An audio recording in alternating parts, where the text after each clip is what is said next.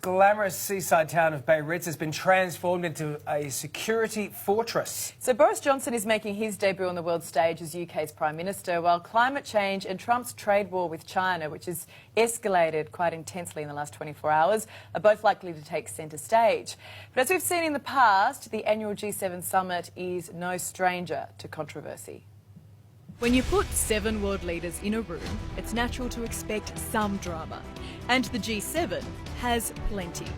We do have differing perspectives on the problem. From Russia being kicked out in 2014, tense tweets and those awkward family photos, it's rarely smooth sailing. Trump has been causing a splash since his first summit in 2017. He was the only attendee who didn't reaffirm a commitment to the Paris Accord to reduce greenhouse emissions. World leaders just don't know what Donald Trump will do or say. Melania caused waves as well when she strutted around the small Italian town in a $50,000 coat. This photo of the 2018 summit went viral and pretty much summed up the tone of the conference. I have been Russia's worst nightmare. With that being said, Russia should be in this meeting. We've seen malign activity from Russia in a whole variety of ways. Before any such conversations can take place, Russia needs to change its approach. Now, in 2019, between the US-China trade war, the threat of a no-deal Brexit and Boris Johnson's debut, this year's G7 is shaping up to be just as eventful. It sure is. And joining us now is Dr. Bryce Wakefield, the National Executive Director of the Australian Institute of International Affairs. Bryce, to be honest, I don't even really know where to start on this. I mean, what do you think is going to be the issue that's going to dominate talks at this year's G7? Well, there are a whole host of issues, actually, but, I mean, really, this is the most divided the G7 as a group has been for a long time.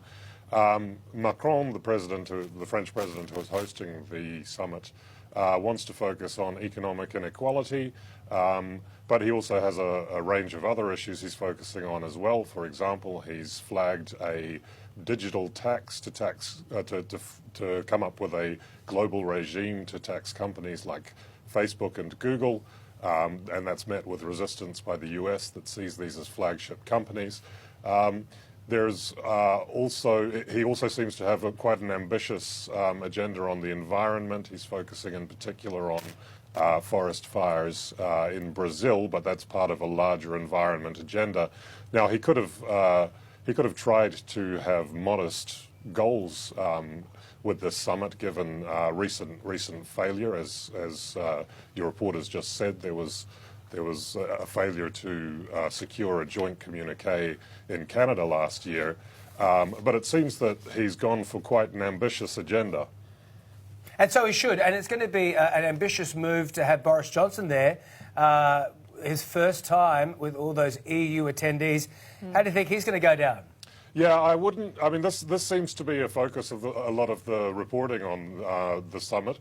I wouldn't be surprised, though, if it was one of the lesser issues. Of course, Boris Johnson will have talks with Macron and Merkel. The Italian Prime Minister is there, although his status is somewhat up in the air given a political crisis at home.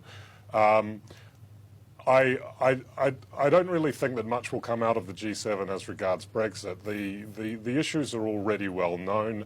Boris Johnson will be talking about the Irish backstop, in other words, the EU attempt to keep the border arrangements in place with Ireland, which the UK, of course, opposes.